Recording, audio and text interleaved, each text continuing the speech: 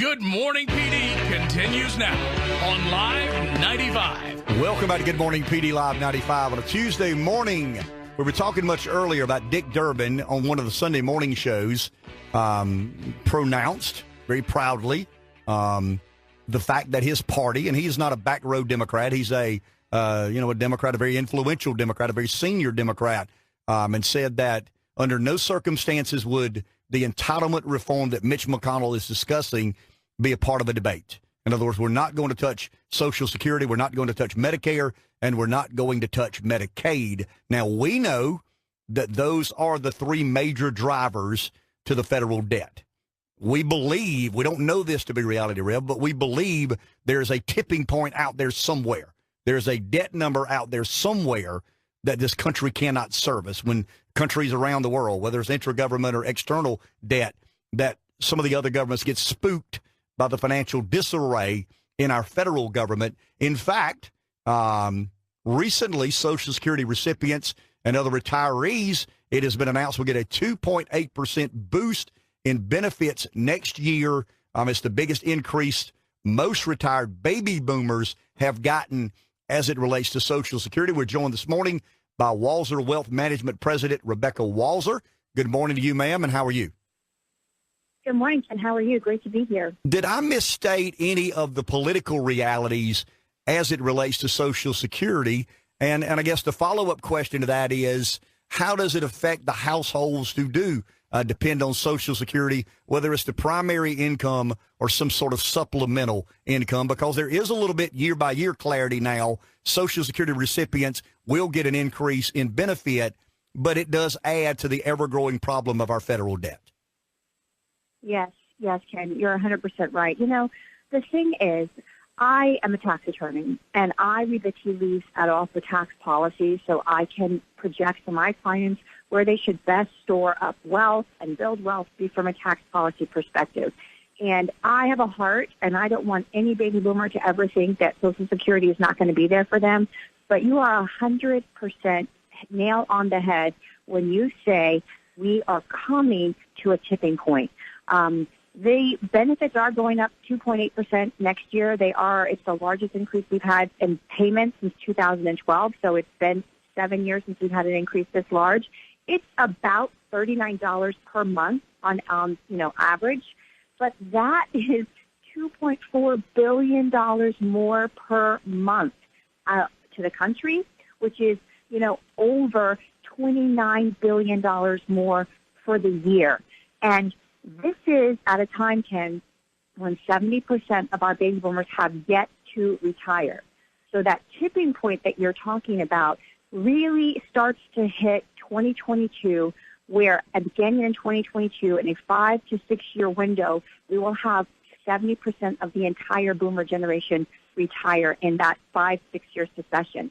That's when we are going to see the tipping point, and the chickens are coming home to roost, because we can't fake the math any longer. We can't borrow our way out of our problems forever like we've been doing. And that's really where it's going to happen. Well, Rebecca, I was born in 1963.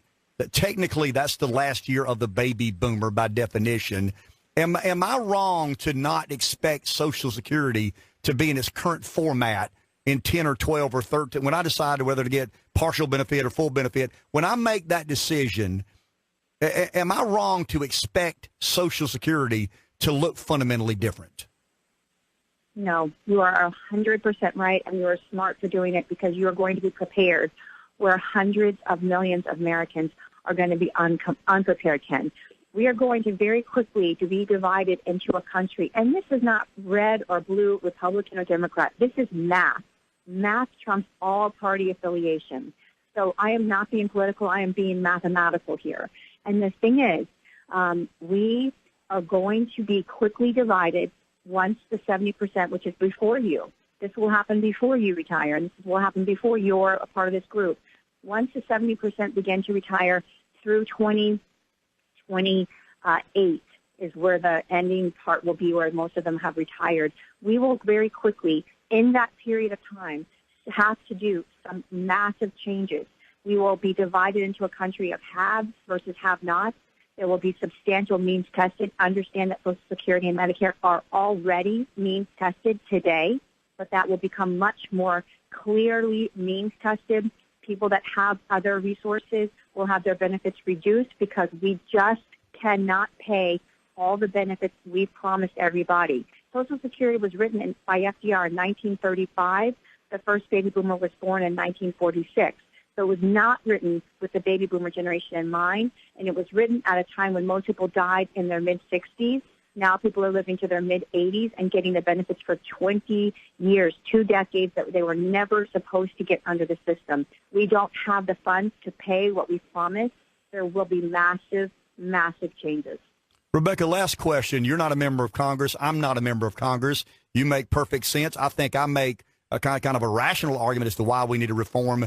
But how do members of Congress vote to take something away from the people they're asking to support their campaign and candidacy? That's always been, the genie that is out of the bottle, so to speak.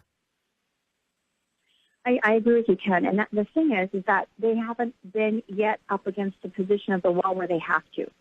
They haven't been there because even though we've had low tax policy since Ronald Reagan in 1986 tax reform, and we've really enjoyed 3 decades, 30 years of low taxes, they haven't had to because they've been able to spend based on debt. They've been able to write the paper. It's been bought around the world every single year. They haven't had to make tough choices.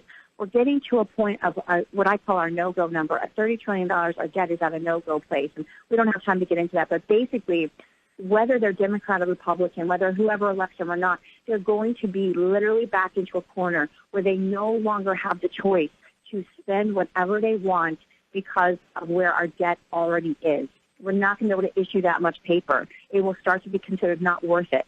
So when they can't issue the paper and the tax revenues aren't there, they clearly will have to cut benefits, raise taxes, and this will have to happen across the board. There's not going to be any one party that can get elected into power and fix everything. This is where we are as a country, as a whole, as a unit, and all politicians are going to have to be back in that corner and make those tough decisions.